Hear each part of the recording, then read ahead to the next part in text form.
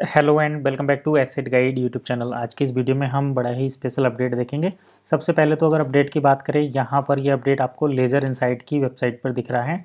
तो laser insights का मतलब हो गया कि ये ऑफिशियल इन्फॉर्मेशन है और आप इस पर बिलीव कर सकते हैं। अब चलिए हम आगे की बात कर लेते हैं। सबसे पहले बात कर लेते हैं European council expand digital euro scope to business payments and web 3। तो बिजनेस पेमेंट एंड वेब 3 इसका क्या मतलब होता है?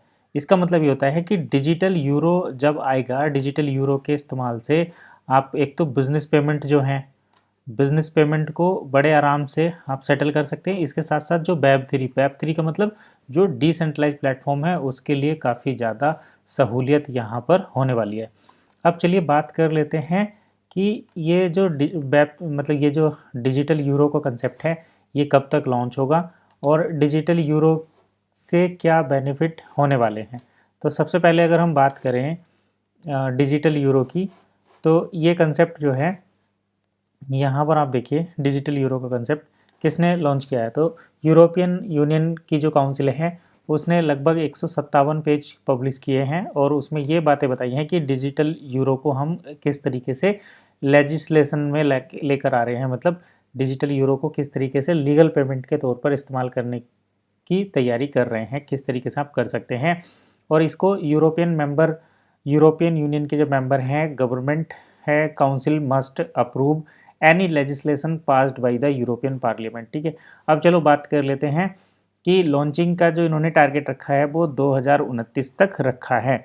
अब ये सारी चीज़ें तो हो गई, लेकिन हम कहीं ना कहीं इसको जो डील सेकर से कनेक्ट करते हैं, उसके पीछे की कड़ी क्या बोल रही है, उसके ऊपर एक छोटा सा नज़र मार लेते हैं।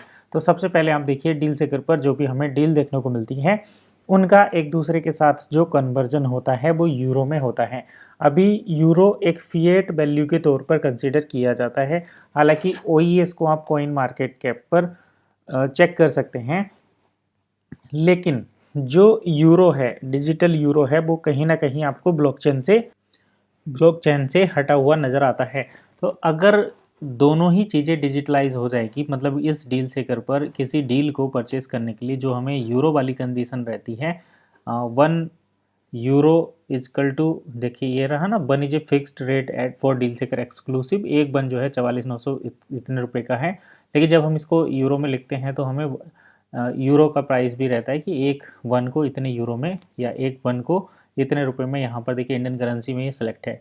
तो इंडियन करेंसी तो ऑलरेडी डिजिटल हो चुकी है, मतलब डिजिटल रुपी। बट अभी जो हम वन का मेन जो वन का कन्वर्जन है, तो यहाँ पर देखिए मैं इसको जो आईएनआर करेंसी है, इसको यूरो में कन्वर्ट कर देता हूँ, तो आपको पिक्चर और ज़्यादा क्लियर हो जाएगी। देखिए एक वन जो है 42.5 यूरो है और ये फिक्स रेट है। तो एक वन में 42.5 यूरो है। अब वन तो ऑलरेडी ब्लॉकचेन पर है, आप इसको यहाँ पर देख सकते हैं कॉइन मार्केट कैप पर। लेकिन ये जो यूरो है, ये कहीं ना कहीं हमें फिएट के तौर पर कंसीडर करते हैं। बट जैसे ही सीबीडीसी आ जाती है, यूरोपियन सेंट्रल बैंक 2029 तक, जैसा इन्होंने यहाँ पर बोला है यूरोपियन काउंसिलिंग की डेट में, कि 2029 तक इसको लॉन्च करने का टारगेट है।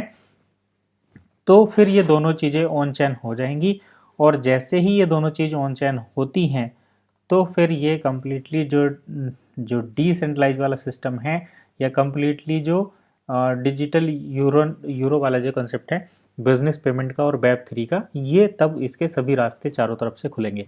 तो यहाँ पर हम जो मेन बात थी वो ये कि वन का जो कंसिडरेशन है, अभी जैसे ओईएस को यूनिस्वैप एक्सचेंज पर यूएसडीटी के साथ ट्रेड करते हैं, यूएसडीटी से जब विड्रॉल लेते हैं उसकी वैल्यू कंसीडर यूरो में की जाती है। बट जब यूरो भी डिजिटल हो जाएगा, तो क्या हम ओईएस को डायरेक्टली डिजिटल यूरो में कन्वर्ट कर पाएंगे? ये एक बड़ा सवाल है।